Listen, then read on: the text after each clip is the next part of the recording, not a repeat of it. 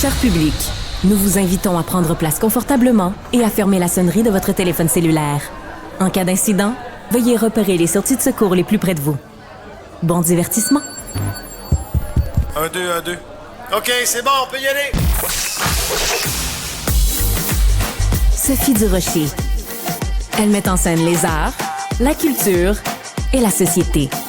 Une représentation pas comme les autres. Sophie Durocher.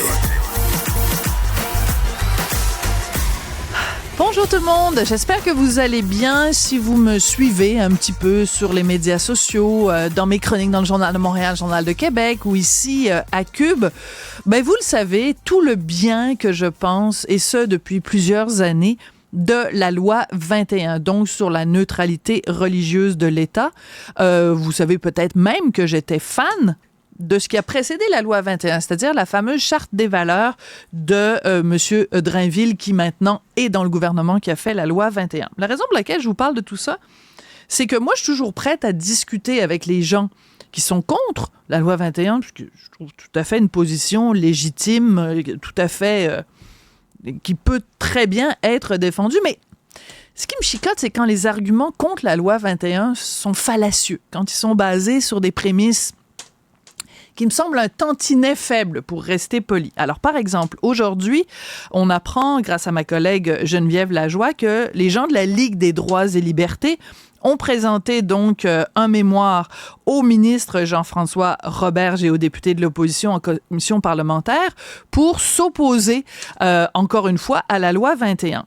Et les gens de la Ligue des droits et libertés utilisent deux arguments en disant c'est une loi, la loi 21, qui est raciste et sexiste. Bon. Ça marche pas, parce que on dit c'est une loi qui est raciste, mais la religion et la race, ça n'a strictement rien à voir. Il y a des gens qui ont la peau blanche et qui sont musulmans. Il y a des gens qui ont la peau noire et qui sont catholiques. Je veux dire, faire une adéquation entre la race et la religion, à sa face même, c'est un argument qui tient pas vraiment la route. Donc, de dire que la loi 21 est une loi raciste, selon moi, ça tient pas debout. Mais ils disent également, les gens de la Ligue des droits et libertés, que la loi 21, ce serait une loi sexiste. Pourquoi? Suivez mon raisonnement, suivez leur raisonnement. Ben parce que ça touche de façon disproportionnée les femmes. Évidemment, on parle ici des femmes musulmanes. Donc, je pose la question aux gens de la Ligue des droits et libertés. Qu'est-ce qui est le plus sexiste? Une loi qui, dans son contenu, ne fait aucune différence entre les hommes et les femmes. Il n'y a rien dans la loi 21, il n'y a aucun des éléments de la loi qui visent différemment les femmes et les hommes. Rien du tout.